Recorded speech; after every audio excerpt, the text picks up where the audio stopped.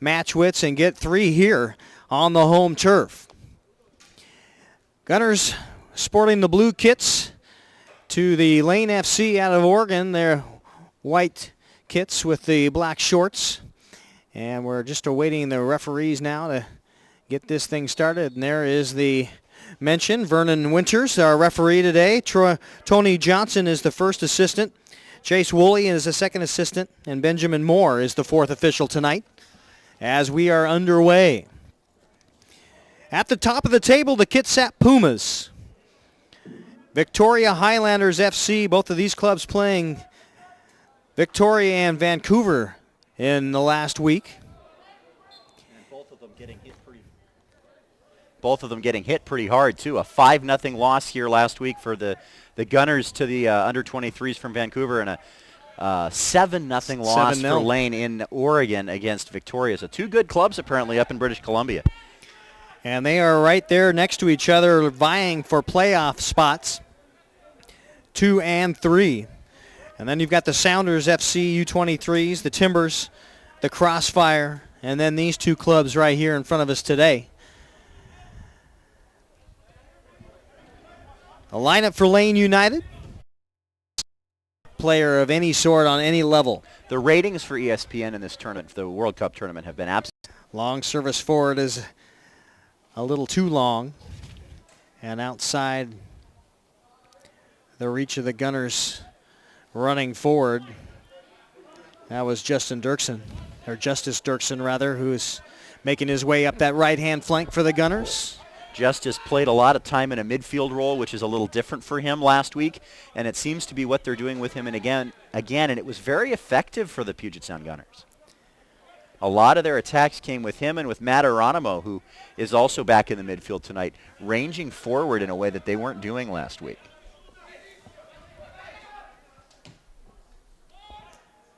Also, Evangelista up front.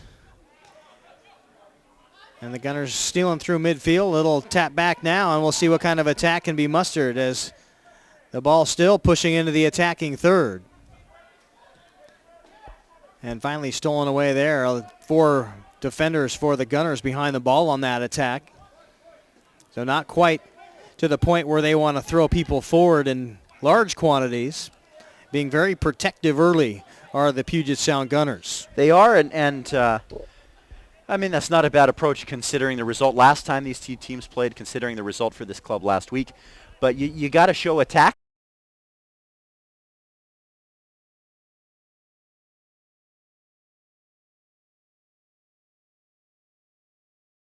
Such a short season to get a good scouting on a team when the second time you play them. In most situations, in most leagues, it's going to make quite a difference. And in such a short season, is that really something that you can key on with all the players changing? I think the short season is less of an issue than the roster turnover. This is a very different looking, I don't know what the Lane roster was for them last time, but this is a very different looking roster than the Gunners put out against Lane back in May. So the high roster turnover in the Premier Development League make it a little more difficult to scout and to remember to take those lessons from the previous matchup. That being said, tendencies can remain, coaching styles can remain, so you certainly know more about the side than you did last time around. But there's a hard tackle, and that will be no foul given. Ball past the far touchline, but our first real contact is both teams have been that of Lane, and they have been very good at controlling the ball at the feet and keeping possession. And with the defensive mindset that suddenly has become the Gunners so far in the early goings, of course only in the 10th minute here. Now that has an effect, though. If you come out expecting a team to play in a certain way, or you have decided as a club that we are going to play in a certain way, if that's not necessarily what your opponents were expecting, or if it goes counter to the style that they were preparing to play, those kinds of things make a difference.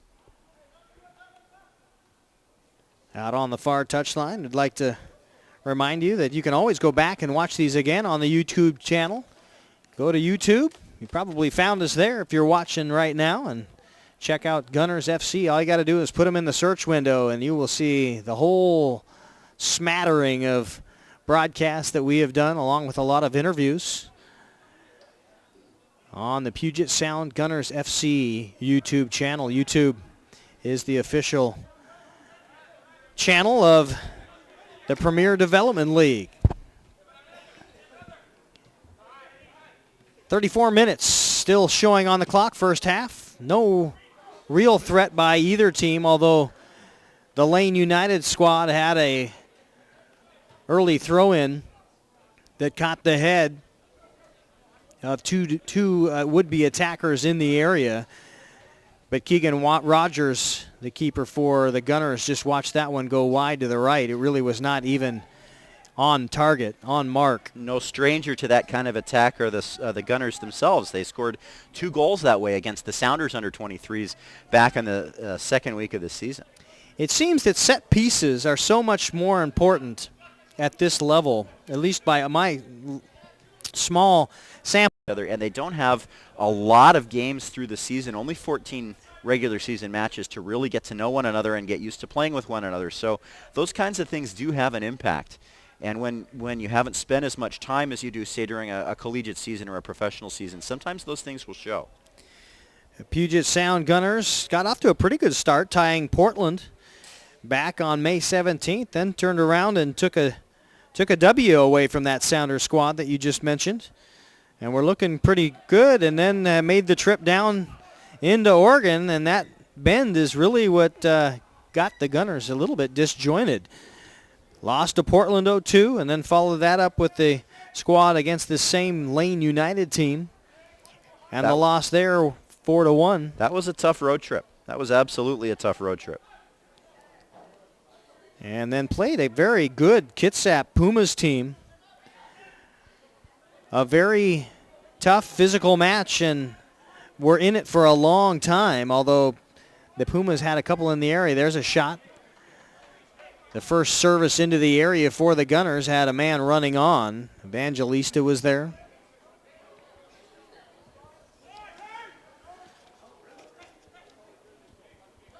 Well, we go back to the schedule, and after looking like they had gotten some life back, some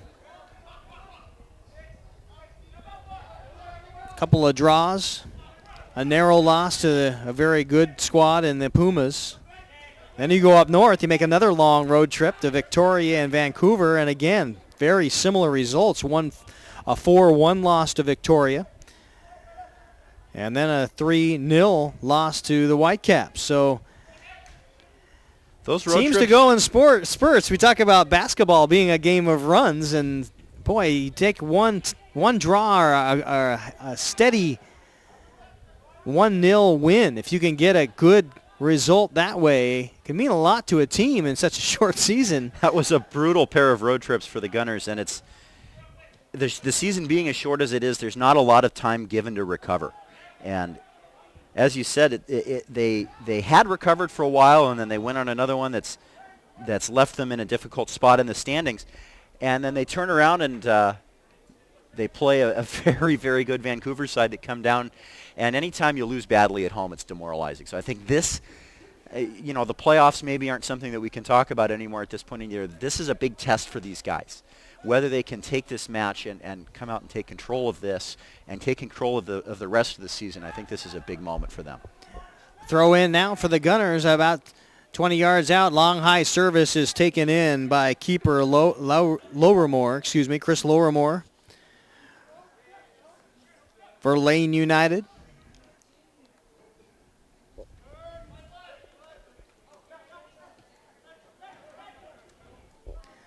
Lowermore, that another one of those Gonzaga Bulldogs out of Sandy, Utah. It almost seems like the proving ground for a lot of Bulldog players. They make their way into the Puget Sound Development League. Of course, we had the Twins last year on the Gunners squad. It's great to have the Hamer brothers around. We miss them for sure. Both Gonzaga boys, so definitely a chance to get your time in. And there's a hard foul, and that will be danger. Right now, we'll see what a set piece can mean for this Gunner squad. I mentioned those throw-ins a little earlier, and it's interesting. That's really the only set-piece success these guys have had was on some throw-ins. You haven't seen them with the free kicks that the way you do some clubs, and I'd really like to see that. I'm hoping this can go in. Zach Hammond sets up now.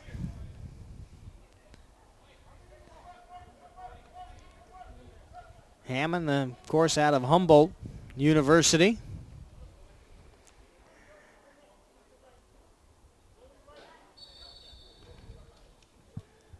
Lowermore into the goal. What did I tell you? A strike from 20 yards out, about 6 yards outside the area, bending outside to inside post. And it keeps Lowermore just off his mark, and that is the second for Hammond on the season. Absolutely a magnificent strike. Just as I talk about what we'd like to see happen, and he comes up with a touch like that. That's what we always hope Cristiano Ronaldo doesn't do against your side. That's what he hasn't done in the World Cup. That's what Zach Hammond just did. It almost looked like he caught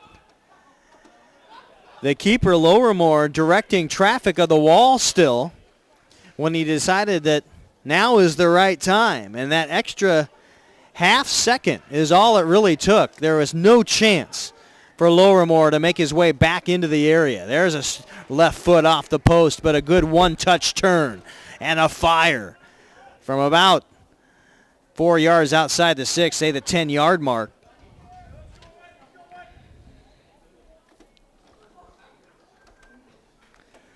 Wow, what a spin. And a great goal early on by Zach Hammond. That's exactly the kind of start Puget Sound haven't gotten since the first couple of games this season. And it's absolutely giant for them to have come out and taken control of this game like that. And it's not like they've had huge forays into the attack. They've been forced off the ball in the midfield a lot. But you get a chance forward, and you take that chance, and it can swing a match. And as defensive-minded as they have been in the first 15 minutes of this ball game, it shows you how fun soccer can be. It really shows you how much one spark, one good opportunity can change the direction of a team, lift you up, and you can just see how light on their feet the Gunners have become here with 26 and change in the first half. One of the things about this sport, Keith, is that the better team doesn't always win the game. It's kind of funny that way sometimes. You look at the World Cup, you look at the United States that really should have been beaten by Ghana, and then really deserved a victory against Portugal the way they played, and sometimes that's just not the way the result comes out. It's absolutely critical to take the chances that fall your way. That's exactly what Zach Hammond just did. Zach Hammond, no stranger to the pitch here at Issaquah High School. Of course, played at Lake Washington in Redmond, Lake Washington High School, just up the road in Kirkland. Graduated a year ago. So he's no doubt has played some soccer here at the home of the Indians, or excuse me, the Eagles. I'll show you where I've been. Certainly not a new place for Zach, and we're glad he's sticking around here. He's been a lot of fun to watch the last couple years. Big ball winner in the middle for the Gunners and for the Seawolves last year. And boy, what a massive goal for this club. Absolutely, uplifting goal. And now the Lane United will take Vandervelde on his own set piece, quite a ways outside the area. And only a two-man wall is warranted. Here's service far post. Got a head on it. Outstanding job by Velasquez to get 2 feet of space and get a head on it. And it was certainly well directed toward that far post. That was a well-placed shot. It didn't quite work out the way he'd wanted, but from that distance, that's a nice strike. I'd like to remind you that you can visit the USL Pro fan page on Facebook at facebook.com/USLPDL. Sure you give them a like. Lots of good stuff. All levels of the United Soccer Leagues, the PDL, the USL Pro, the W League, all right there. And this is a great time to be an American soccer fan. It absolutely is. It's on the rise. Interest is up regardless of World Cup. But then you throw that little mix into the recipe and things can explode in a hurry. Interest at the youth levels, interest in the adult leagues. And Keith, I'm told that on this, the World Cup off day after the end of the group stage, I'm told that the Lane United side have been promoting this as let's watch this. I'm told there's a pub down in Eugene that's actually showing the match tonight. So a shout out to everyone at the Oakshire pub down in Eugene. I hope you're enjoying the match. Absolutely. Glad to have you aboard. Thanks for being part of our evening. And right now, no score. Hey. But we've certainly seen some interesting soccer. Actually, no score. We got 0-1. What am I saying? Your Lane United FC has no score. Ouch, that's harsh. It is harsh. You got to take every one you can get, put it in your pocket, and walk home. As sad as it is to say, that shows you kind of how unusual it feels to us to have gotten an early goal for the home side. It's just a huge uplift, and you can see it in the way these guys are moving right now. Now mounting a bit of an attack up this left-hand side as Vandervelde watches that one go past the end line. It's a dangerous run from Timbers Academy product, a Junction City, Oregon guy, but the ball a little bit too central for him to get to.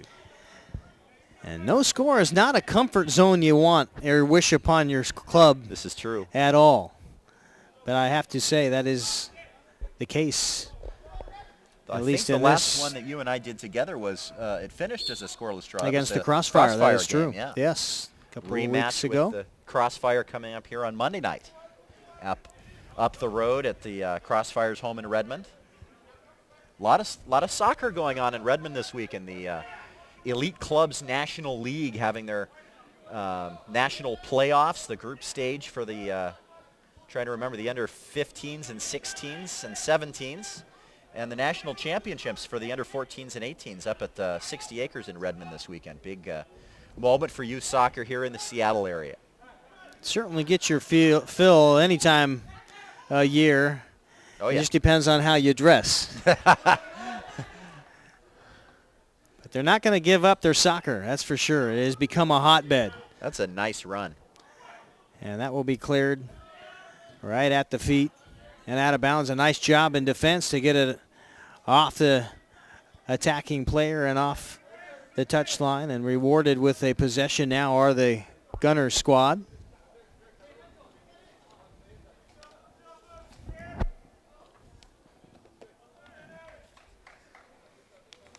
And once again, we'll reload the offense.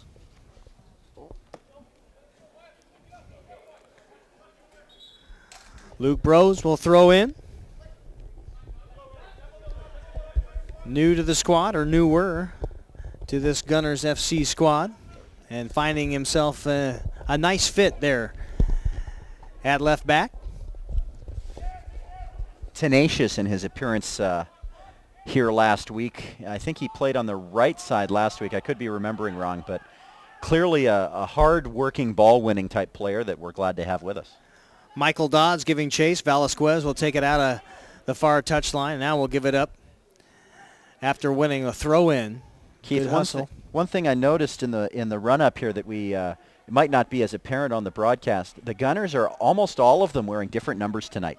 A couple of the guys have the same numbers. Brady Ballou still has his traditional number 10, but there's a couple different possibilities as to why that was, and we didn't get a chance to ask them about it. I'm very curious. Teams will use something like that as a way to kind of reset themselves. We're starting over. The team sheet looks new. Things are fresh, and I gotta say, so far I like what I'm seeing from the side. There's energy, there's determination, and obviously the early goal doesn't hurt anybody. Not at all. 1-0. Puget Sound Gunners with the early advantage on a 17th minute Zach Hammond curl into the near post on a free kick from about 20 yards. And a beauty. Absolutely perfect. You know what, Keith? I'm looking at the team sheet here, and the numbers have caught us here. I think that's Matt Aronimo. Was it Aronimo? It looks at Hammond's wearing number 19, and he's not in the 11. So there number you 6, go. Matt Aronimo. Well done, sir. We apologize for not getting your name right. That's a heck of a goal. So that will be a couple chicken scratches in my book. Geronimo certainly not a stranger to the Gunners. Oh, no. second season with the franchise. He played with the North Sound Seawolves last year. Brady Ballou, this is his third season with the club, and it's been fun to watch these guys That grow. makes you a Wiley vet, I believe, 3 years. Certainly in the PDL at the PDL league. I do not remember who Kentwood Conk, I believe. So just traveling up the I-5 corridor from Kent to make his home with Puget Sound Gunners soccer is Matt Aronimo, and he's got his squad on top. Now 1-0. Plays his college ball at Concordia. And now the Gunners with an opportunity into some heavy defensive traffic and cleared away there nicely. That's a good run from Cook. That's a very nice carry in possession there, not only to advance the possession, but to earn a throw-in down there. And we've talked about he's dangerous from this distance.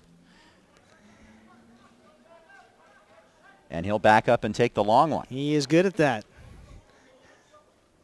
Into the 27th minute in the first half. And the throw-in, a nice angle being... that took a skip that off was off of Hammond, I right? Was that Hammond? I couldn't tell the number. That was Vincent McCluskey. Yeah. Nice job to get his head on that one. I think it was a little higher than he would really be able to play it firmly, but it's a nice leap all the same.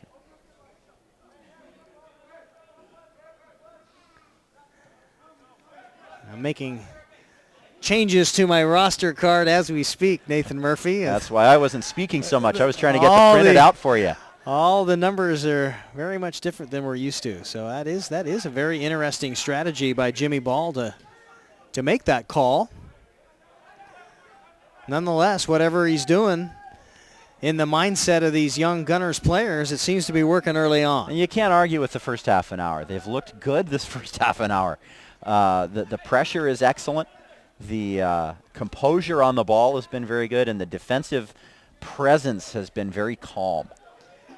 Vandervelde, Joseph Baldovi goes by Baldo to his teammates. On to Vizcaino. Now into center. Baldo with it, gets upended and dispossessed there, and a wild hunt for possession, and nobody can seem to get the ball at their feet through midfield there. That's a nice idea there. The ball looking through for McCluskey. I think that came from Justice Dirksen. Didn't work out, but that's the attacking kind of play that we want to see. And now a nice take by Bras. Dietrich got into a double team, and now here comes that speed as Luke Brose will take it up the left side and runs out of daylight. That's a nice take again from a defender trying to make waves up the sideline. This time he didn't earn the throw-in, but they're showing the attacking mentality that we've been talking about, Keith, and it's making this an enjoyable game to watch, very much so. Vizcaino is right there to meet him about midfield. Good job at picking up the mark. And now service up the left-hand side, the flank there, the almost favored possession area in the attack for Lane. There's a long shot on the near post, or on the far post rather. It got Rogers off his mark and off his feet. I think he probably had it covered. Lane, a pretty good build-up there. Got a decent shot, a good look at two running in on that far post. Lane certainly have shown that they can be dangerous. They haven't just sat on the ball and not done anything with it. They have had more of the possession, and they've carefully built up, and they haven't turned it over a lot. And I think that's that can go two ways. Sometimes team is just sitting back on it, but the attacks, as you said, that they've built very slowly and methodically have resulted in a couple of moments of danger here in the last 5 or 10 minutes. And it's, with the scoreline as it stands, it's going to be a test between that careful build-up for Lane and the Gunners' back four to see how long Puget Sound can hang on to this lead. Brose acting like a defensive back, finding a header on the ball there on that attempt at entry. In the attack by Lane is denied. Brose doing a good job at taking care of business on that left-hand side in defense. And trying to Squeeze one through the middle on a through ball. No one really paying attention to the service there for Lane. Bit of miscommunication. Velasquez was there, as was Christian Dietrich. Both of them kind of hesitated and looked at one another, and that's kind of shows you what happens when you don't play with one another very often. That's a no-brainer for most forward combinations. Well, sure, that kind of ease of working with people is very important at all levels of the field. We've talked about that a lot, you and I, Keith, about as it regards the back four. But you're right that it is important in the midfield and the top of the midfield up to the strikers as well. 1-0 the score at Issaquah High School. Keith Neely and Nathan Murphy. PDL soccer between Lane United and the Gunners, and the Gunners enjoying an early advantage on a 17th minute strike off the left foot of Matt Aronimo to take an early advantage. That almost looked like it went out. No call. AR right on top of it. Christian Dietrich putting up a bit of a dissent. He will not get the call, and not that it mattered. Defenders had him covered. Dietrich, one of two German nationals on the club. His teammate Christian is from Berlin, and I have in my notes here somewhere. I think his teammate was from Neo Brandenburg, but I can't remember who it is. There he is. It's the midfielder, Martin Lukaszek. 33rd minute of action here. Very slow and methodical now as Lane in the attack, and they've been that way pretty much since the score. They have, and they've played with a lot of urgency in the last 15 minutes or so. Good possession and willingness to take into the attack. And as I said, it's going to be, assuming the scoreline holds, it's going to be a long and dangerous wait for the Gunners. And they're going to have to try and pick their opportunities on the counter like this one. A little bit too far, but a nice idea. Long strike from distance, but Rose is able to deflect it for the Gunners in that last possession. And got it high in the air, enough for Keegan Rogers to get underneath it. We haven't really seen Puget Sound in this position of trying to hold a lead for a long time since the Seattle match. And I'm going to be interested to see how they respond, because when you haven't played in a certain phase of the game for a long time, sometimes it's difficult to adjust. And that can apply both ways. You're not used to coming from behind. You can see a team struggle with that as well. Rose all over the map, makes the tackle and stops the attack for Lane. Rose coming all the way over from this left-hand side, had to cross midfield and then found himself on the right of the attack. And that's sheer determination by Rose. He just wanted that. Anywhere it was going to be, he was going to make the stop. You're going to get to that ball, but if you decide you're going to go, you got to get it. And he did. Through ball was misplayed once again, and Lane is certainly trying right up the center of the pitch. They have had a couple of chances.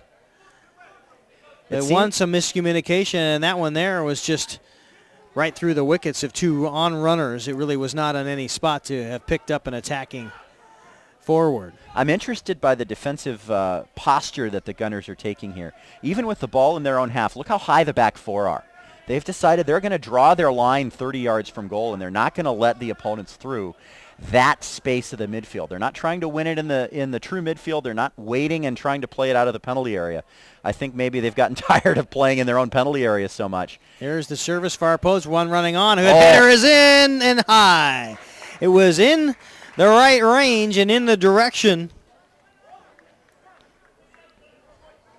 I think that was Baldovi. I can't tell on my sheet here. That would have been, that was Baldo that got up in the air, and he's had a couple of chances there. That was the second, where with the head was able to get it around the net. And that was a great leap, too. And you gave him enough of those, he's going to put one in the back. Well, you can see why the Gunners have decided to try and trap and win the ball above the 18, because you can see what a dangerous player he is, and you can also see the danger in his partner up top in Velasquez. These guys are going to find their opportunities, and what the Gunners are going to try and do is keep them to crosses, keep them to longer strikes, and try and not allow them to receive the ball and turn in the penalty area. So far, they've done a nice job with that. Long pass up the right side is a good look for a man running on. Again, Baldo right there. And Velasquez making the run.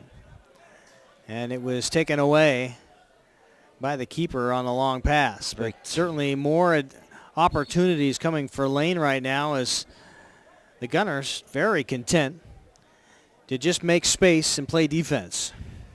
They are, and if they're going to continue to do it this way and try and hold the play up before it gets into the penalty area, I'm interested to see how that works out. It's an interesting strategy. It really is. It's different than you've seen from them. I'm thinking particularly, that was handled. Handball. That was handled, no call. It looked like a handball, but nobody caught it. Now a pass up this right or left-hand side. Ballou. Very nice job by Lee to track back and prevent that cross. And I'm with you, Nathan. It just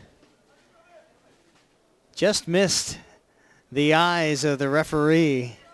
Both of them were there, both the referee and the near assistant. I don't remember where the referee was. The assistant probably couldn't have seen more than the back on that play, but it definitely came and got the outstretched left arm. And my suspicion is he didn't see it at all, because if you see that, I don't think you can not call it. That's deliberate. So now in the first time in the attacking half and the attacking third for the Gunners, pass in, no, and that will be out. McCluskey running dead center. First corner of the match and a for either corner side. kick for the Gunners. It will be Dirksen, Justice Dirksen, to take the kick.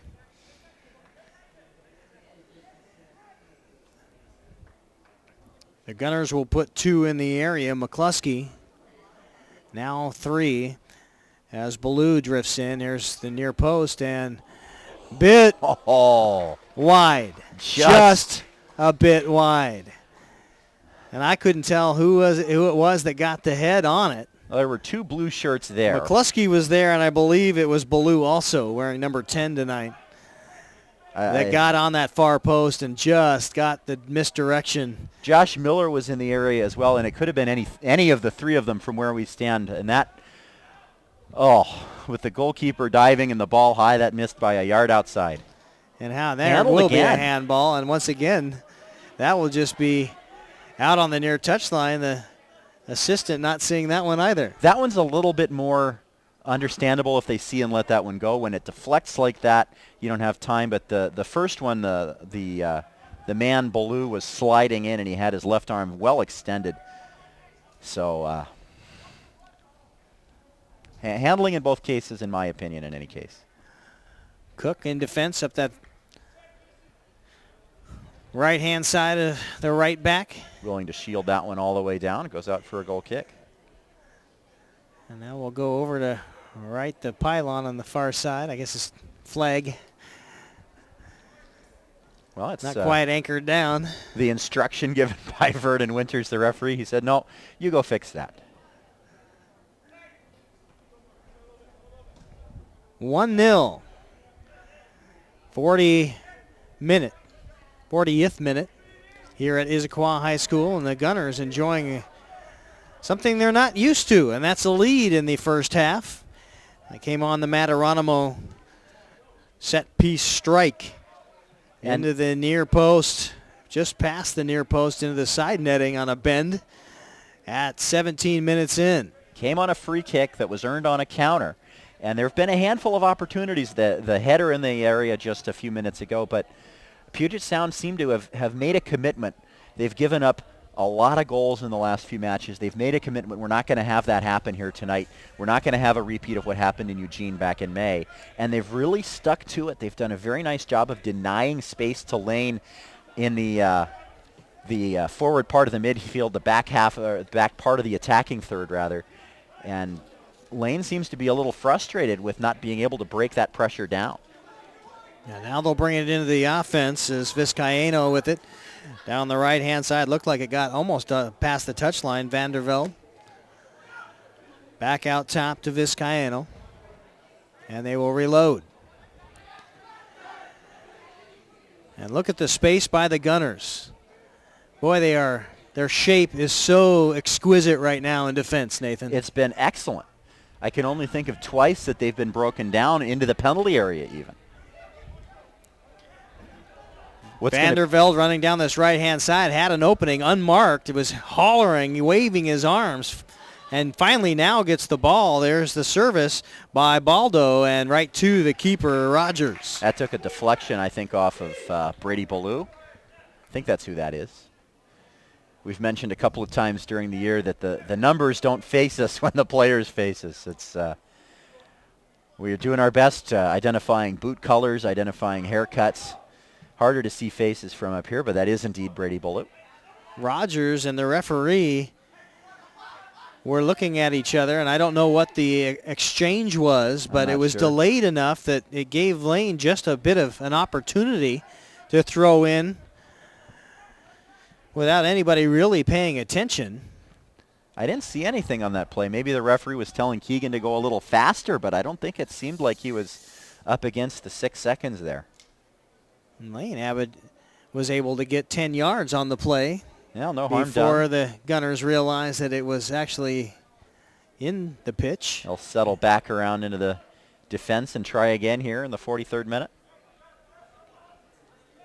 So inside 20 yards, 10 men for the Gunners. Well, that's the thing, though, is that they're not even doing that. Look here, the ball's 15 yards in their own half. There's only 2 defensive men in the penalty area. They're playing really high, and it's worked well for them. Absolutely has. Clogging up the engine room with a lot of gunk in blue kits. Boy, they are certainly making it tough to get through 20 yards. As someone who was a goalkeeper and has played on the defensive midfield, it's very satisfying when your defensive scheme is working and you know you're frustrating the other team. No foul there into the double team. Oh, there's a run. Lukashik trying to find the man running up the left-hand side. Just a little bit too far for Casey Phillips. That's a really, really nice ball there, but instead it goes all the way out for a goal kick. And while we wait for Keegan Rogers, we'll take the chance to remind everybody that Nike Soccer is a proud sponsor of the W League and the PDL and all of the leagues of the United Soccer Leagues. Follow them at Nike Soccer on Twitter. That's at Nike Soccer for all of the latest Nike Soccer information. And of course, many of the players with the brightly colored boots. It's always interesting to see what the styles are. Of course, Nike right there in the middle of it all. Sure.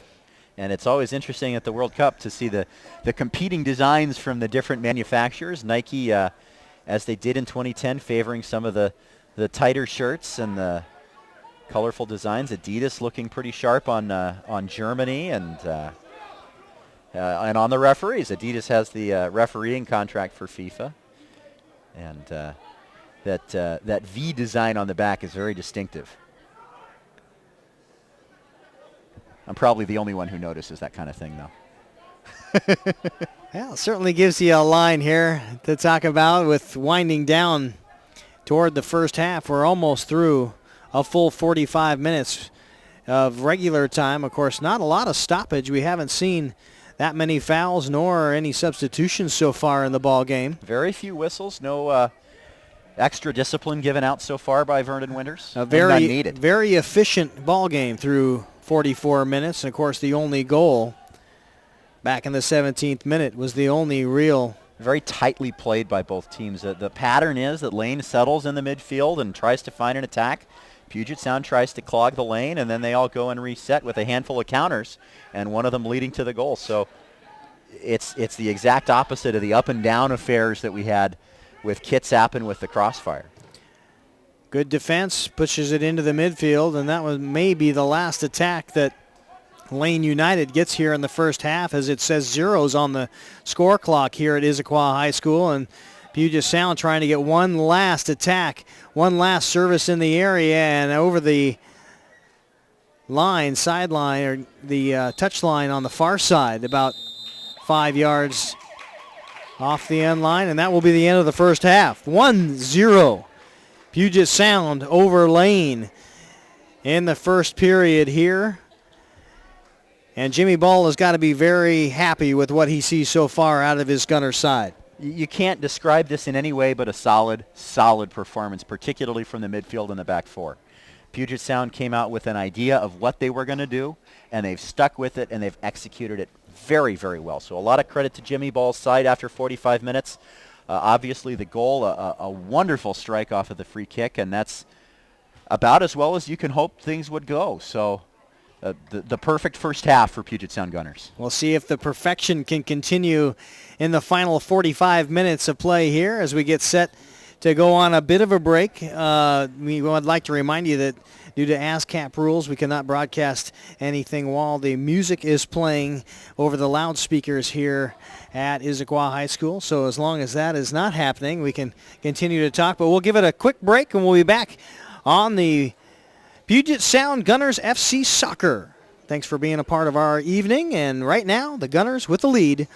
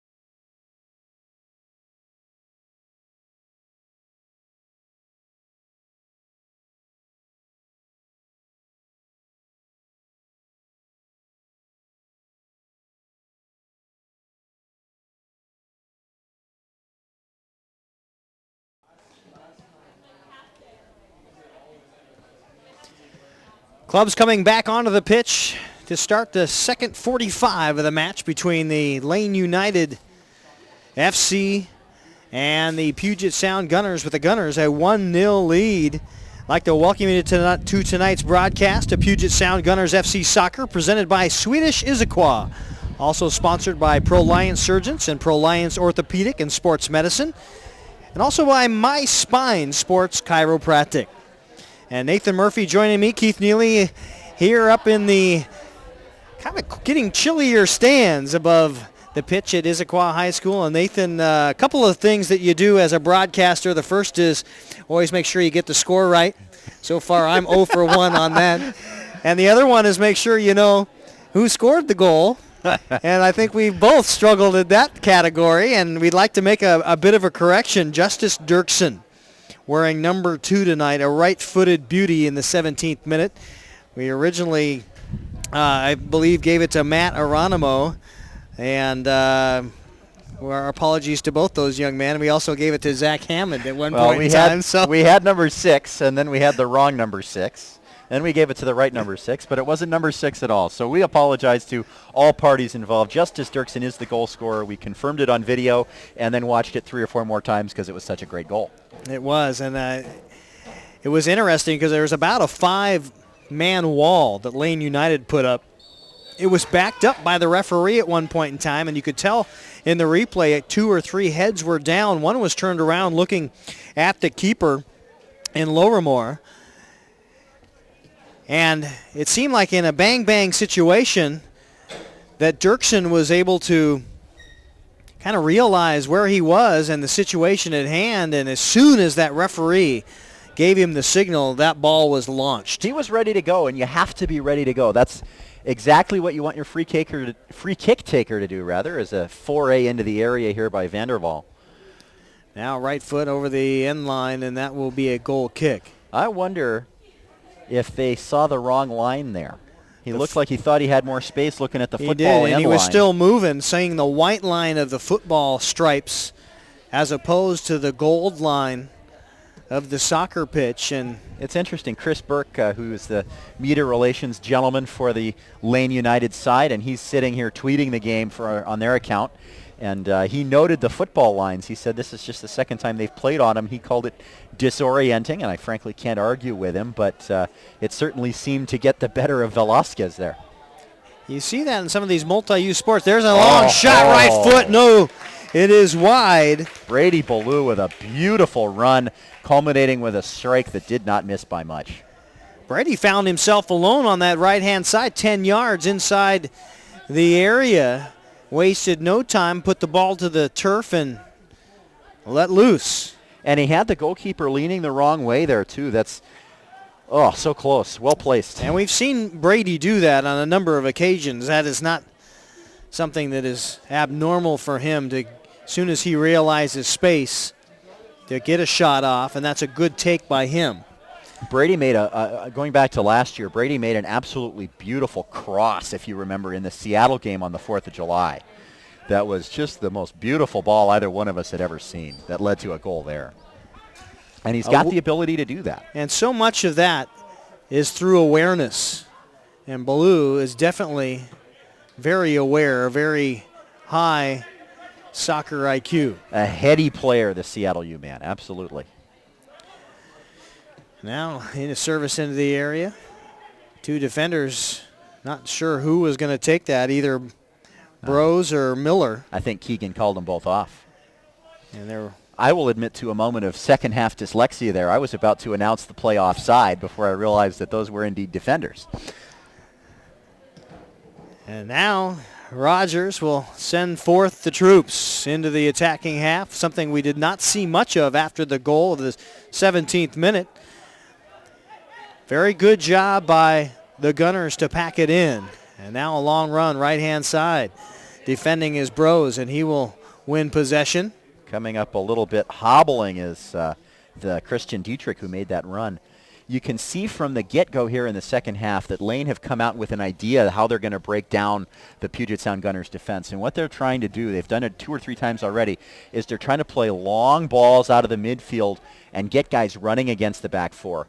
It's a very different try. I think it's going to lead to a little more possession for Puget Sound, as a lot of those will go out for goal kicks or what have you. But it's different, and we'll see how the Gunners adjust to it. It sure makes for a lot more exciting soccer, much more spread out. There's a shoulder-to-shoulder bumps, and a good job trying to get the through ball into Velasquez. That's sent away nicely by Dodds. Michael Dodds, another one wearing a different number tonight. I keep forgetting who these guys are. I just got used to it. Michael Dodds now with 17 on his back for the Gunners. Handball being asked for, and I think That one. McCluskey Oh. had an argument. Foul given there for the shove in the back by Velasquez, or I'm sorry, no, that was Baldavi. And now a little more physical play out of the lane side. That probably also a tactical move by the halftime speech. We're only 4.5 minutes into the second 45 here, but you can see that the tone of the game has changed. And Puget Sound needs to work very hard to make sure that they don't get caught up in this and lose their. We were talking at halftime when we couldn't be on the air about discipline in the defensive area. And that's what's gotten them to this point, holding on to this lead. They need to hang on to that discipline. And Nathan, you mentioned not only discipline, but just being in good physical shape. Fitness plays a role. And when your fitness is only between 20 yards, as the Gunners was able to just pretty much put up anchor in the defensive third, inside 20 yards, from about the 35-yard line on this football field markings down to about the 15. Right. You had 10 men. And you don't have to run very far when you're packing in that tight. No, and when you're trying to deny space, that's exactly what you're doing, is trying to create an area fraught with peril where you can't keep possession. But Lane seems to be reacting to that by trying to spread the game out a little more and make things happen quickly. I know one of the things that Chris Burke talked about when I chatted with him at halftime was that things in this match have happened fast or not at all. And Lane seems to be adjusting to that. Lane now, Baldo will kick it back out, had a man running right side. And it will be back into the midfield. Now a chance to counter for the Gunners. That was a nice idea by Vandervelde. Rose has it for half a second and then can't find the soccer ball. A little bit of a miscommunication there. And we've seen that a couple of times as Velasquez is able to get a one-on-three situation instantly turned into a mano-a-mano. That's the dangerous thing about playing a zonal system as opposed to a man-marking system, is that you can have some miscommunication about when the ball's on the edge between two of those zones, who's going to step through and get there. Nice tackle that time by Dodds. And he Lukaszek rewards himself with possession. And that's the third time now that we've seen Keegan Rogers shank one off his left foot. He's leaning over in his penalty area right now. You can't see it on the screen, but he's got his hands on his knees. I wonder if he's hurting a little bit or what the situation is. Nobody is up off of the bench for Puget Sound Gunners right now, but I hope Keegan's okay. Maybe just mad at himself. That's true. That's 3 possessions given away directly. In the Portugal match yesterday, their first choice goalkeeper hurt himself with about 15 minutes left, and they took him out, and he was furious about it. He did not want to come out of what is probably his last World Cup match. Dirksen has it taken away as he tries to run up the right-hand side. He had some daylight had he got past midfield. And now Lane will reload the offense. And just as I say they were trying to spread things out, they go right back into this half-court set. Very patient offense against a very determined and disciplined defense. And with a 1-0 score. How soon can you start looking at the clock, right? That's about right. You're going to have the Gunners faithful taking a more than a fleeting glance up there at the scoreboard here in about 10 minutes. We said this halfway through the first half, that this was going to be the test. As long as the scoreline held, it was going to be Lane's deliberate attack and Puget Sound's trapping defense in this 20 to 30-yard area in front of the goal. Baldo got a right foot slammer into a defender that's not clear, and now a corner kick awarded. Nice job by Cook to sky and get it out of the way there, but he was a little unhappy with himself to surrender that corner. And the wind picking up just a bit here at Issaquah High School. Lane United FC will take service. Far post, that one got away. And hanging his head just a little bit is Martin Lukashik, who took that corner kick. And he knew it the minute it left his foot.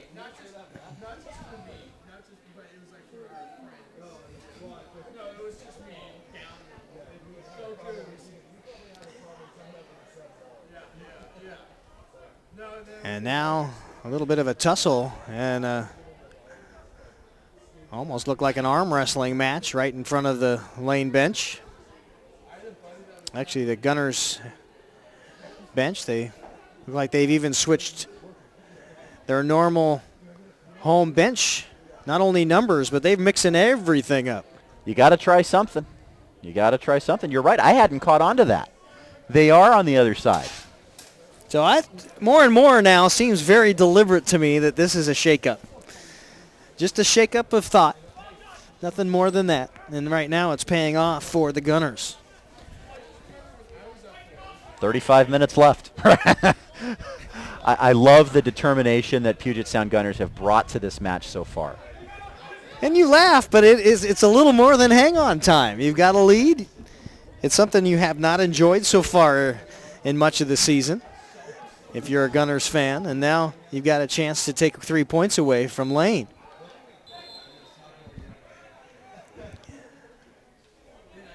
Foul. And Lane will take it back into the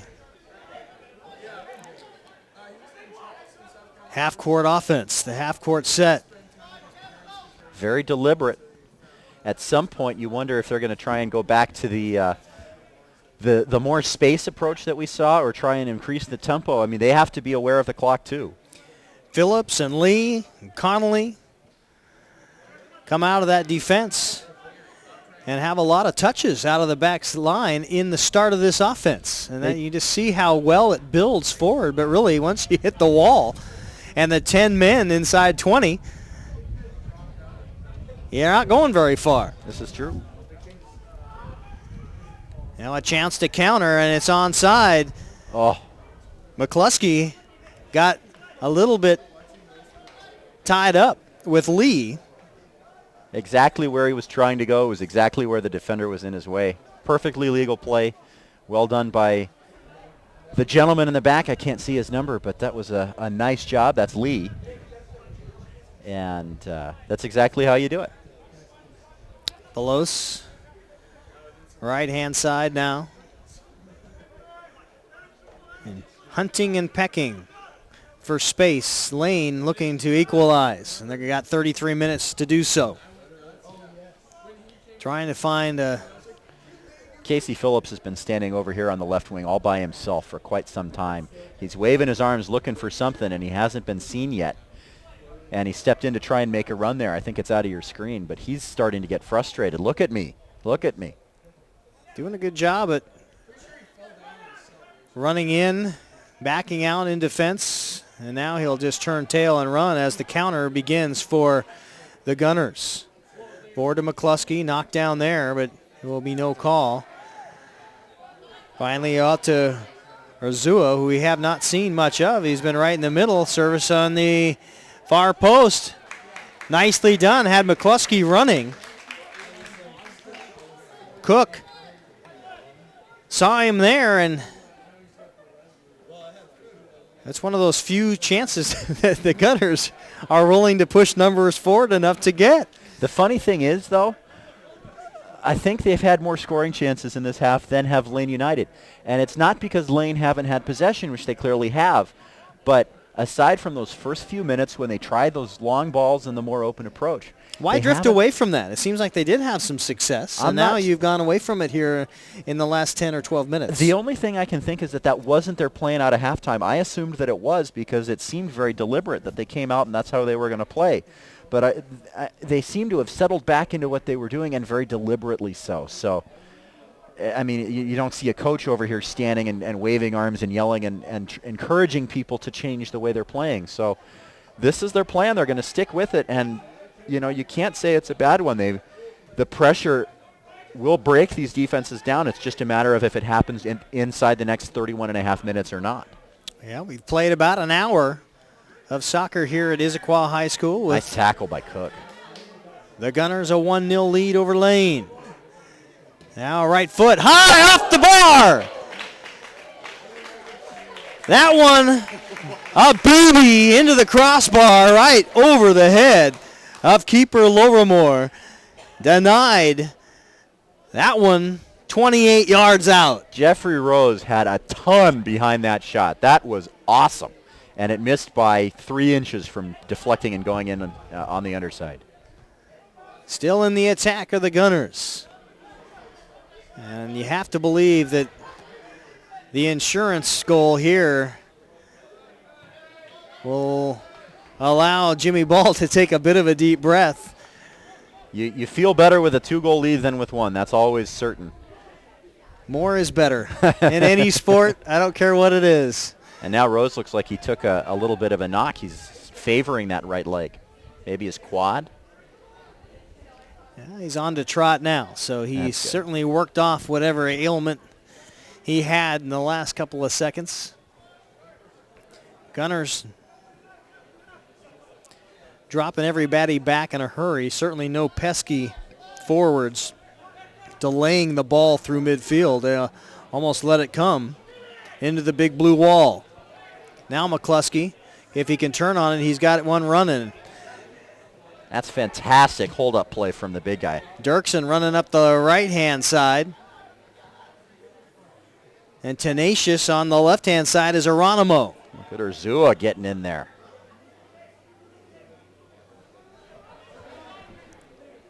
There was Urzua. And he's been a lot more active in the second half than we saw in the first, at least by my recollection.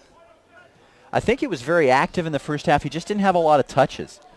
And that's something with this style of defense where they've now got 10 men, and again inside 20 yards, is that guys can have big impacts just by where they're playing.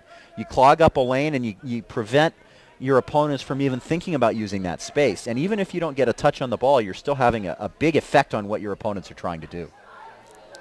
Lane United with right foot wide.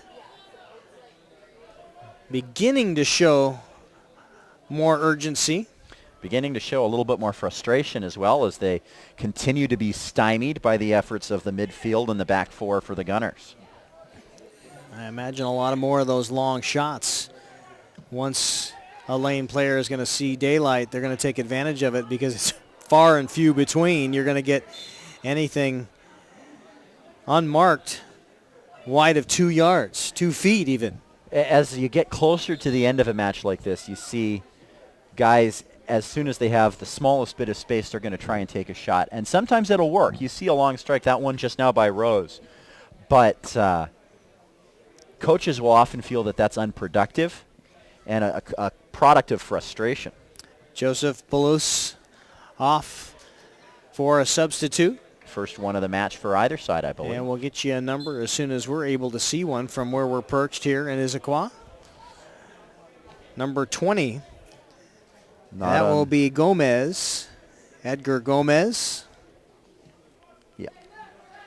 Kitsap Puma's indoor player over the winter.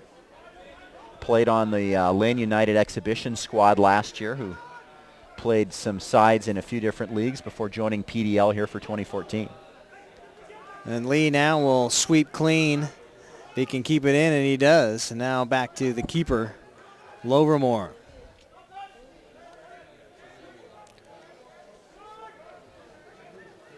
About 18 minutes gone by here in the second half, and after a flurry of activity from Lane, who were trying to play long balls just like that one, they'd settled back quite a bit into the pattern that they used in the first half, but they seem to be opening it up a good bit more here, and now a run on the outside. Good hesitation into the area, back to the top and wide once again, partially deflected. Nope, they say we'll go goalkeeper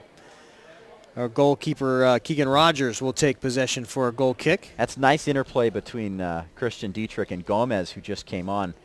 That's a lot of pace he's interjecting into the game out of that central midfield, and that could change the way Lane wants to approach this. At this point in time, you're going to have to try to inject some sort of offense. You got to get the equalizer, and you've got 26 minutes to do so.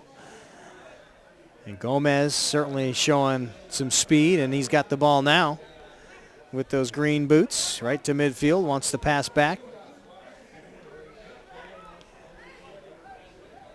Urzua gave chase almost half-heartedly there and almost pulled the string. It's very much a mantra at this point in time that they're going to play defense. I'm almost sure of that. I think Lane's missing a couple of opportunities wide right now, particularly on the right side. There were a couple of guys looking for the ball that didn't have a mark around them, and Gomez didn't see them or chose not to go out there. I think that the space out there would work well for them if they're able to see it, but of course we've got the nice tactical view up here that the players don't have. McCluskey into the double team, has it taken away from him, and a very good defensive tackle. We'll give it back to Lane, yet allow the pack. Nicely done by Miller coming out of his center back spot to win that ball. And that pack is thick right now for the Gunners. It's a very big departure from what we've seen Jimmy Ball's side doing earlier this year. It's working very well for them too. As odd as it is, it's refreshing to see at least the mix-up and these youngsters able to look at the game plan, be very disciplined about it, and come out and watch how effective it can be. 65 minutes on, the execution is what sticks out because the game, anybody can game plan. The execution in the first 65 minutes of this match has been very, very good for Puget Sound. Back pass, now here comes service, wide, not clear there. And I believe that was Aronimo once again, or Urzua, excuse me. And now Rose gives chase, and a hard tackle to the deck, and that will be a foul. And we may have a caution. No, just a warning. And a brief talking to. So the Gunners avoiding being booked here, and so far no bookings. And relatively unscathed, both teams. None have been needed either. It's been, from a physical standpoint, and of course I'll probably jinx it, but it's been a very calm game from that point of view. Not a great touch as Lukashik loses the possession. Now a nice header back into the area. Running on, and McCluskey has it taken away from him in a triple team. Dirksen and McCluskey, great interplay there. McCluskey flicks it up, and Dirksen getting his head on to get back. That's very nice to watch. How fast is Bros in defense, covering 35 yards on the ball over the top. Great job getting back, and that's the discipline. You see yourself out of position, you give everything you have in this light rain to get all the way back there and deny that space. Right foot, and that is not clear by Miller.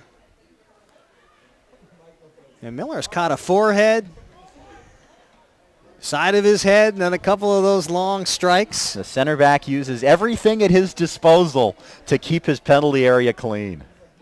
Including some Tylenol after the ball game's over. At least we don't have, we got 2 broken noses on the U.S. national team right now. Hopefully we'll avoid that here tonight. Certainly injuries, part of every sport, but that's the last thing you want to see in the waning moments of a season, is to go down, especially when a lot of these kids will turn over. There's a bad play, a misplay. It will go over the near touch. It'll stay Gunners soccer and soccer ball, and here's an opportunity now in the attack. Kevin Cook will come up and take this, and the Gunners happy to take their time here. I think it's maybe a little early to be doing that more deliberately, but possession is fine with Puget Sound right now, especially in the attacking half. Cook throw in, aimed at McCluskey. He got a little bit of a shove there. Not much. He's a big guy. He can handle it. And now Lee will put it in possession. Phillips again up this right-hand side, and he'll make a run at it, and look, unmarked once again is Phillips. Of course, Lane's going to have to do the job to get it to him. And now Phillips will have to go back and try to recover and can't get back to the ball off of Lee's foot.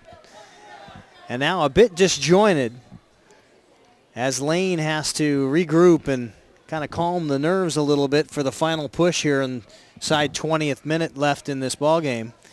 Brady Ballou's played 35. Is he being here in the half? Is somebody being? Oh, it's a substitution. I saw Ballou going over there and no blue shirt to replace him. I thought he was being sent off for a kid issue or something. Instead, I think leaving the game is Velasquez, and we'll see who his replacement is. The throw in. And now Arzua will try to get it forward. And McCluskey. And once again, Dirksen and McCluskey trying to make something happen. Actually, that is Rose on this right-hand side. Rose and McCluskey kind of ran out of daylight. Connor Bevins is the new man for Lane United. He's the Gonzaga product we were talking about before. Co-leader with 3 goals on this Lane United team. And you talk about inserting instant offense. There's the guy that you need some striking from. Dangerous in the area just outside the 6. Boy, did that look like the goal in Seattle. That skipped off of Brady Ballou's head and was free in the area. Nobody on the back end of it, unfortunately. But Kevin Cook, he's dangerous within the 18 there on the throw-in. Ballou came in over the top, started in the far post, and then came over the top of the 18 right down the center. Here's service. It's low. It gets loose a little bit. Now finally cleared. That almost found Arzua. He was lurking in the center there and almost got through. Dirksen will take it. All of a sudden, Puget Sound possession as we play in the 71st minute. Sun begins to peek out of the clouds just before it sets. Only for a moment, Keith. Only for a moment. And there it goes again. Header. This is Seattle in June. Dirksen giving chase. And a goal kick. They call it June-Vember for a reason. Stats, scores, news, and more exclusively on USLPDL.com. Official website of the USL and all the leagues therein, including the PDL. Absolutely. 1-0. Puget Sound Gunners got it done early off a Justice Dirksen strike with the right foot from 30 yards out on a free kick that curled inside beautifully in the near post. And now Rose, wonderful goal, giving chase is McCluskey and Rose in tandem in the forward area. Rose coming off this right-hand wing. Was most of the game has been playing in the midfield. Now goes back in defense and does a nice job there. Rose, I think, is a little lucky not to get booked there. I think in a more confrontational game he likely would have been. Vernon Winters thinks he can manage his way, and he's probably right. I don't think Rose is going to take and think, oh, I can get away with more now, but certainly a firm challenge by the midfielder. Well, that firm challenge given for a firm challenge on the other end, and maybe that's why.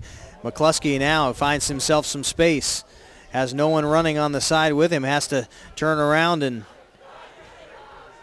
just hunt for anybody running forward in a blue kit, and he can't find anyone. I think his teammates thought he was going to take that and try and run on. They didn't expect him to play hold-up. He is more of a hold-up forward as McCluskey, and we've seen that a lot tonight. He'll win the ball and wait for an overlap, and a little bit different in style from, say, an Ash Apollon. Bevins working himself into the middle of the 18. Just coming on there as this fresh substitute, a fresh set of legs, found some space, but once again, no Lane United mate was able to spot him. And now another substitution en route.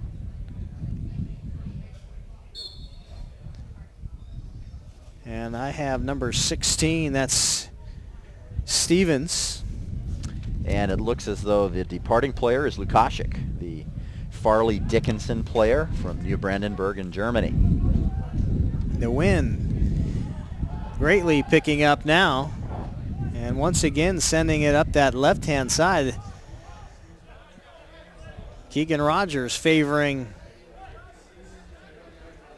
almost every goal kick is finding itself over there toward the bench. This is true. Tactical or not? Hard to know.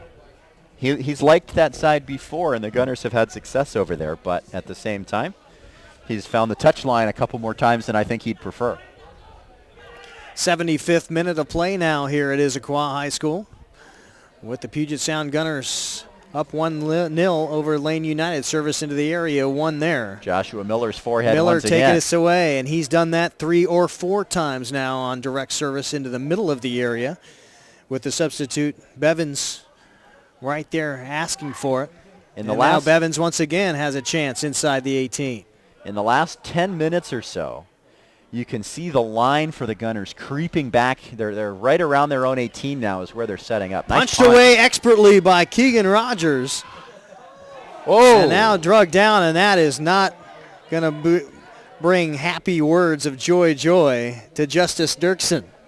See, this is a situation, the foul, very deliberately to break up an attack there by Casey Phillips. I'm very surprised not to see him shown the yellow card for that tackle. Yeah, it looked like a booking also, and the way that Dirksen got up, he could have easily responded negatively and been shown caution as well.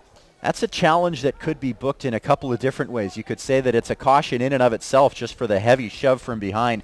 And that's also a tactical foul. Dirksen on his way out on the break, crossing the midfield line. So it's... And Rose finds himself on his belly with a little push into the back. The physical quotient of this game rising as we enter the 76th minute. Rather. And now you sense the urgency. Yes, you do. Out of Lane. You sense a little more urgency from Puget Sound as well. Before, very content to just take their time crossing in midfield and work through the offensive possession. Now causing offensive possession, and sometimes that means running through a player or two. This is true. And there's your long ball trying to find Bevins up the right-hand side. That tucked away and out near the far side up that right-hand lane seems to be the preference now for Lane. They found it. We were talking about space there earlier. They found it and they're using it, and it's getting them close. I wouldn't say it's gotten them an opportunity, but it's getting them into dangerous areas. Vizcaíno now, right-hand side, they'll go once again. Back into the center. Here's Baldo. He'll turn, left foot high and up over the top, and a beautiful punch away by Keegan Rogers up and over the bar. Baldo put some Popeye into that one. Puget Sound has not allowed a whole lot of shots on Keegan Rogers' goal, and he hasn't been greatly tested so far. But when a ball comes out quickly like that, that's a great reaction. Far post headed away. Foul given against Lane United.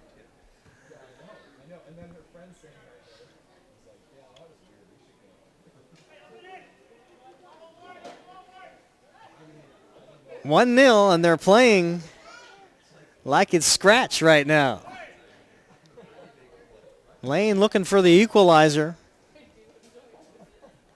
but much more pressing in the offensive half has been the Gunners looking for the insurance here of a 2-0 advantage, which they would have should they score one more time. And they're widening out that packed-in defense. No longer do we have 10 men inside 20 yards. And a more open game. It's very entertaining. Much more open. I don't think it's what Puget Sound want here with under 15 minutes left in the 90 here. I think you want to try and pack it in and prevent attacks like this. Stevens was able to get it through on a beautiful ball, a nice touch. And I believe that was Bevins once again running in. Keegan Rogers scoops it off the feet. Connor Bevins looking all kinds of dangerous in just 5 or 6 minutes since he entered. It's exactly the kind of thing that you would expect from a guy who leads his team in goals, and he's finding holes in Puget Sound's defense. And not only that, but Stevens, the last man on for Lane, is doing his job at finding the leading score. Absolutely. So things will get interesting here for the final 12 showing on the clock at the high school here at Issaquah. And marking and discipline become very much the order of the day for the Gunners. I think Keegan was planning on punching that, and he decided to hold it at the last minute. That's a good choice, but I bet his heart stopped for a minute there. I know that feeling. Here is Rose. Dangerous. And a misplayed ball there. Not a good touch by Rose, who has been dandy all afternoon. And they say play on. Gets a little help from Urzua in getting rid of that one. And you would think right now the way that the Gunners are playing defense, that's a miscue back there by Lane. that they've gotten away a little bit from the game plan. They have, and under 12 minutes, approaching 11 minutes remaining of the 90. And you're seeing these guys ranging forward, and it's entertaining and it's fun to watch, and there have certainly been opportunities. But we talked about discipline, and you need to make sure if you're going to take these chances forward that you're back in your shape when the attack comes. And there have been a couple of moments, I think, combined with the speed and the tenacity of the man who just came on in Bevins, where those little flaws in shape when you're trying to get back have been exploited. Well, and the pace sometimes will dictate how you feel. I mean, you can feel the engine rev, and you sometimes just want to stay right with whatever that is, that energy, sure. that pace, and discipline sometimes goes right out the window when you start feeling what the opponent's doing, and you want to keep and right to be on very things. clear, I don't think these guys have played undisciplined recently. It's just a little bit more scary when, in order to be in your shape, you really have to sprint back from an attack. And so far they've done nicely, and I think more of the attack we've seen has been from Gomez and from Bevins as these guys have come on and really done a nice job of finding the spots for Lane United. Vizcaino with it. Now over on the right-hand side, left foot into the area. Dangerous there. Stevens has an opportunity. Bevins also there once again. Stevens had the ball, but as they've done all afternoon, all evening, the Gunners didn't let him turn with it, and that's critical. You're going to give up possession near the top of your 18. You can't prevent that. You can prevent guys from turning and having a look at goal, and that's exactly what the back four have done so well at through the first 80 minutes here. Trying to keep those one-touch shots. Unfortunately, which reaction time then becomes so much more important for your keeper. Vincent McCluskey appears to have pulled up a little hurt here. Hopefully he'll be all right. Being aided off on the far side. And it appears that he will be replaced. We are in the 80th minute now. I think that might be Max Smith, but we'll confirm that shortly. And it's Justin Amundsen, number 11. So we're in the 82nd minute here. And this is definitely now, Keith, the time where Gunners fans can be watching the clock. 8.5 minutes plus probably 2 or so minutes of stoppage. Not much more than that, I'd say. A goal and a couple of substitutions. Yeah, that's it. Phillips back to Gomez. Now on the right-hand side, back to their favorite area, and Stevens offside. And Lane United have a reason to be upset here because that took a touch off of a Gunners player, and the referee elected to say that was not a deliberate touch, and that's the decision the referee has to make, was that playing the ball or taking a deflection? And he thought it was a deflection, and Lane, when I say they have a reason to be upset, I'm not disagreeing with the referee, but saying that's a judgment call by the official that has nothing to do with whether the man was in an offside position, which he clearly was. They're going to argue it either way. Of course. They'll probably right, argue wrong, or otherwise. You're down too. a goal and you want possession, and that's exactly what they're going to do. And now Puget Sound will take things in control. In the match between, I think it was the Belgium game against South Korea last night, there was a free kick very late on in that one, like in the 4th or 5th minute of stoppage time, where the referee had chosen not to use the spray foam to set the wall, was yelling, back here, back here, back here. The guys didn't move. And he in exasperation, visible exasperation, grabs a can and sprays the line about a yard behind the guys. It was one of the more amusing moments that I've seen in the World Cup this year. Authority still has control, and that just proves it right there with little anecdotes like that. It's been interesting to watch with the spray line because you can see guys like the American Mark Geiger and like the South American referees who are used to it. They use it differently. They tend to set the line and tell the players, okay, there it is. And a lot of the European officials or some of the guys who haven't had a chance to use this stuff before the World Cup tend to set the wall and then draw the line, say don't cross it. It's not a huge thing. It's just interesting to see the difference in how they choose to use the tool. There's your long ball forward. Bros giving chase, Nice as clearance. is Cook. And now running up on it is Dirksen. Taken away there. Gomez slipped. Gomez back to Vizcaino. And now an opportunity for Lane. Into the area goes Bevins, taken away there. Hurried offense now. And they've got 6 minutes in stoppage time in which to get the equalizer. And they're certainly pressing. They are, and they've got all 10 field players in the attacking half, and they are finding those little holes. I'm not sure if it's a breakdown just trying to play this way for 90 minutes or what the situation is. Heavy whistle here, and I think we might have our first booking. Falls to the deck, and then that will be a cautionary call on, I believe, Cook. Cook into the will book be in the 85th. into the book with 5 minutes to go. So in the 85th minute, Cook draws a yellow. And that's the right call. He came through pretty firmly. His trail leg took the man out. And, yeah, that's a caution. You bet. Baldo. Joseph Baldovi now will take his steps back as the wall gets set. And Baldo with the right foot, right at Keegan Rogers, over the top. A beautiful shot and a beautiful save on the punch away by Rogers. That's a great reaction as the ball's coming at you. I think he initially thought that was going to go over, and it took a little bit of a dip, and he reacted perfectly to push it over. Corner kick, far post intent. Vizcaino had a header on it and will try to knock it back in. Here comes Bevins. And a foul given against Lane. Clattering in there, says the referee, was Vizcaino. And the clock continues in the Gunners' favor now at 4:35 rather. Those pockets are there for Lane, though. Stevens has found them. Bevins has found them. You talk about the goal is inevitable. It's just a matter of when. And the Gunners have to make sure that it doesn't come in the next 4 minutes and change. And here we go once again. Lane United with Lee. Crowd of Lane faithful ushering them on. And knocked away, killing more time. And Lee will try to gather it in to start the attack one more time. Now taken away by Dirksen. He gives but it right at back. the feet of Vizcaino. And running on. And they say a foul. Come out. That's an interesting confrontation there between Bros and the offensive player. And the assistant referee very quickly had his flag up and said, I have a foul coming out.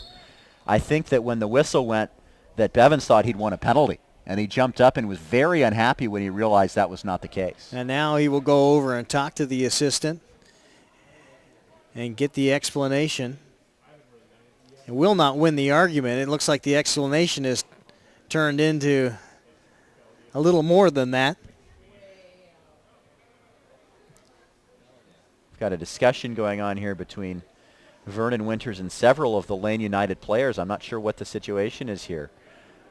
It was Vizcaino with a beautiful through ball up to Bevins. Bevins then brought it up the right foot on the right side where Bros, who's done a great job all evening long at retreating back into a defensive spot. Looked like he got shoulder to shoulder, but I believe that will be what the talk is about over there. Well, he turned and tried to shield the ball, which you're allowed to do if you stay within playing distance. And then they both went down. I'm going to be honest from here. I didn't see who initiated the contact. I'm not sure if there was a foul at all on that play. Certainly Bevins was very frustrated that that's not a penalty in the 87th minute. So an opportunity lost means they've got a final few minutes now of this ball game in which to get the draw. I suspect that's another minute or so of added time, however. Tough touch off the foot of Lee, trying to find Casey Phillips running up this right-hand side, and now killing a little more time here is Cook on the throw-in for the Gunners. Into the 89th minute now. They'll take a bounce. Nice touch. A wide kick with Stevens. He'll get things started. Now a long pass. There's Bevins in a dangerous spot and cleared. Cook does a nice job tracking that ball. or Miller, I'm sorry. Giving chase. Nice job of being pesky. One thing up that here I'm by Amundsen. Noticing in these last 15 minutes, the bench of the Puget Sound Gunners very, very vocal. And that's something we haven't heard in the last matches. The engagement of all 18 of these guys has been great tonight. Both benches off their feet, rooting on their respective teams. Here comes a long service into the area. Headed in there and not clear. Vizcaino got a touch. A minute showing on the clock. We probably will have a minute or so of stoppage at best. Could be 2 or 3, especially after the discussion over here. After the talk over there. I forgot about that. We'll certainly add some. You missed it. We had numbers last week. Really? It was awesome. Well, let's bring those out again. I know. We always joke that it's difficult to know how much stoppage time without the little reader board, but the fourth official last week had the paddles, the permanently printed ones that let us see. It looks like nothing is forthcoming, however, this week. 30 seconds or so remaining in the 90. Here comes the attack one more time. Well, once again, it's going to go up the right-hand lane. The flank over there, well worked, well worn by Lane United. Now Lee with long service into the middle of the area, headed away there. Nice touch by Gomez to keep this one in play. Phillips, no. A lot of pace behind that one, but he couldn't keep it down on the half volley. And now the clock will stop just before the time is up, and we'll start our extra time stopwatch up here in the press area.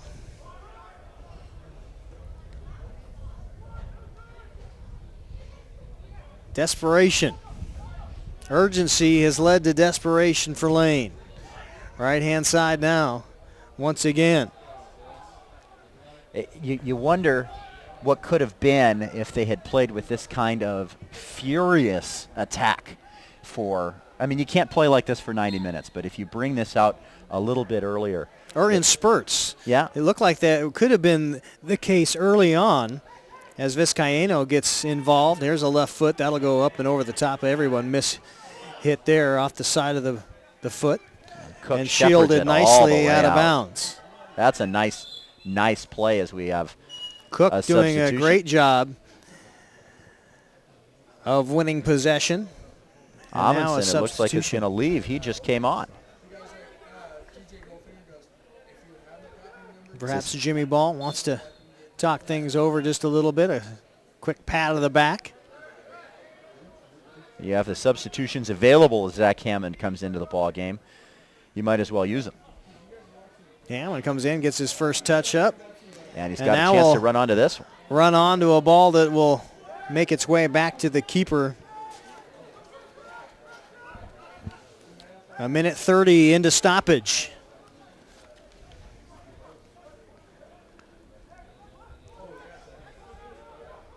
Lane United trying to break through the blue iron curtain that's been a very, very nice defensive line for the Gunners tonight. It slid further and further back. They're all in their penalty area now as There's Lane Stevens. has stepped up. Right foot attack is wide and high. Gomez got a lot of power behind that, but he, again, couldn't keep it down.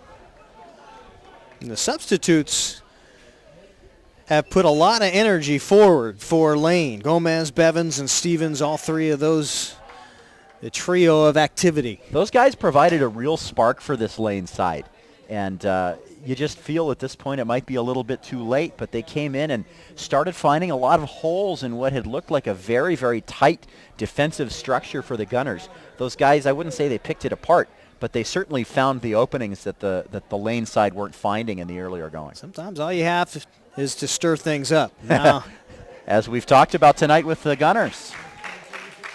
We certainly have stirred up your goal scorer. Giving it to Hammond, then Geronimo, and finally settled on a Justice Dirksen, and that will be the game winner. Justice Dirksen in the 17th minute, and a win for the Puget Sound Gunners, their second of the season. And this time coming at the expense of Lane United. The Gunners running their record to 2-6-2 overall, 8 points to their record.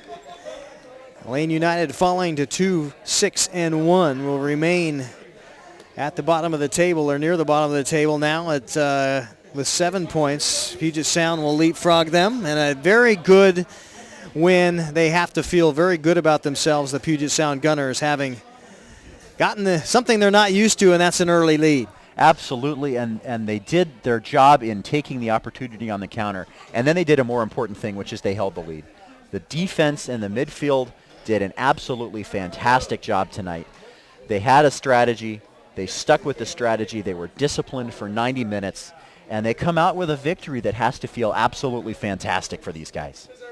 You take wins whenever you can get them, and right now the Gunners, with the 4 games remaining, they'll be up at Washington, the Crossfire, on Monday night, and a very good chance to do more than just get a single game under their belts, but get a winning streak. And the way that the Crossfire and the Gunners lined up here at Issaquah the last time they met, that's certainly one that you could get 3 points out of. That was a game that both teams had the chance to win. Neither one really took it, and it ended in a scoreless draw, but it's certainly a thing where you feel like the Gunners can take not only the knowledge of the result from the last time, but the confidence that the way they played in this match has to give these guys, and try and turn that into another result on Monday. Confidence certainly built tonight. A 1-0 win over the Lane United folks, and Puget Sound be able to scratch together a 1-0 victory on a 17th minute set piece, a right-footed strike off of the Justin Dirksen free kick, and it bends its way into the side net. It's just inside the near post. A absolutely beautiful and punishing strike. Justice Dirksen has consistently had good service from set pieces, and they haven't been successful as far as actually scoring a goal from them thus far this season, but the strike was absolutely perfect. You can't hit a ball better than that, out of the reach of the goalkeeper, out of the reach of the wall, with pace behind it, didn't allow time to react. And as you mentioned earlier,